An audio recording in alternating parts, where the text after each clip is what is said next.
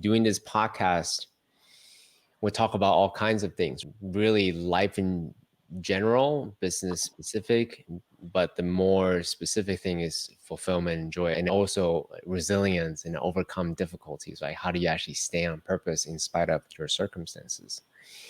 And sometimes we talk about very, very specific things like suicidal thoughts, ideations. And one of the guests share his experience in staring down, the barrel of a gun, almost literally almost pulling the trigger, and chose go a different path, and how his life have shifted after that single decision to a more beautiful place where he's at right now. And one of the members heard this story, said, hey, I was actually in the very similar state.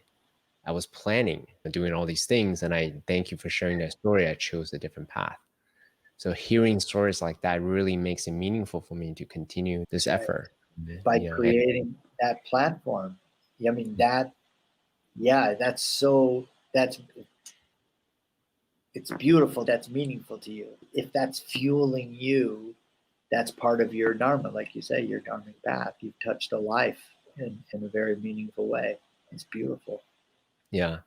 It's like breadcrumbs, right? They don't always come back to us. But I do trust that whatever listeners are hearing this, hearing your story and your gems and your mental models, your actionable tactics, they're going to take this on, and the positive impact reverberates infinitely. And isn't it cool to think about? I love that you're sharing that, and you shared that story about the suicide, because that one for me is potent, because I've never had a suicidal idea. I've probably had the idea of it, but I've never, that planning stage they talk about as being so profound.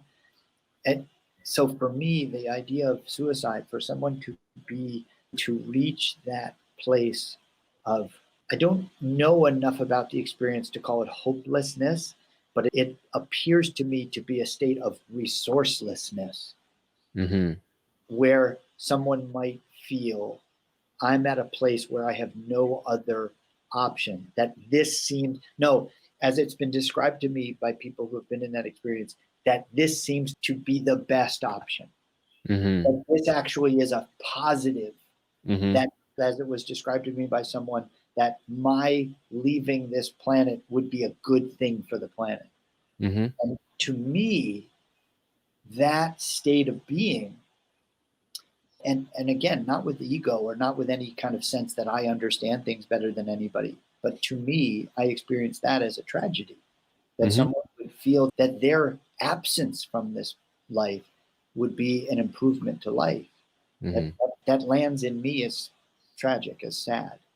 And so the idea of giving someone a pause in that moment, that your life, your existence, and your following your inspiration might give someone pause in that moment, is a beautiful thing. And yeah, that just really touches me. Yeah, thank you.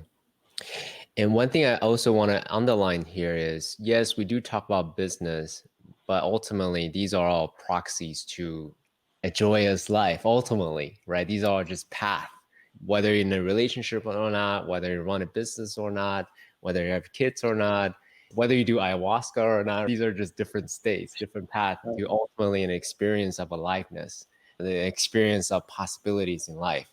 If we could just recontextualize, ultimately it's all about context, right? Way of being. If we can recontextualize the way of being, then they can actually see new possibilities. Oh, I don't necessarily have to be married, or I don't necessarily have to have a business, or I can change it if I don't like this particular setup. And just along that line, the callback from before, there is a ripple effect. That fellow or gal who you, by helping them share their story, touch the life of another, that life will go on to touch other lives.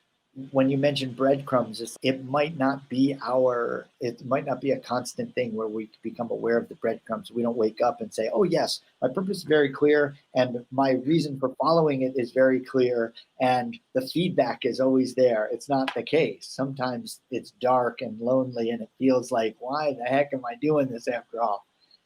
And it's important to remember, breadcrumb or no breadcrumb, that impulse to do that thing, to follow that, to say that word, to serve that purpose, to share that message is there for a reason, even when we don't know the reason.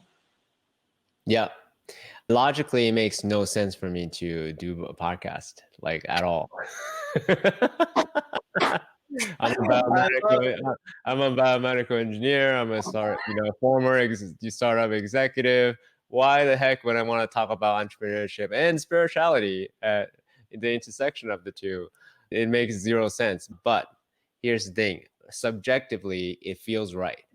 As you said, breadcrumb or no breadcrumb, those are nice. Don't get me wrong, but I feel true when I do this. When I have a deep conversation with a fellow noble warrior, it feels true to me. So I will continue to do this, whatever you call it, as a service, as self-indulgent effort, whatever it is. I don't know why.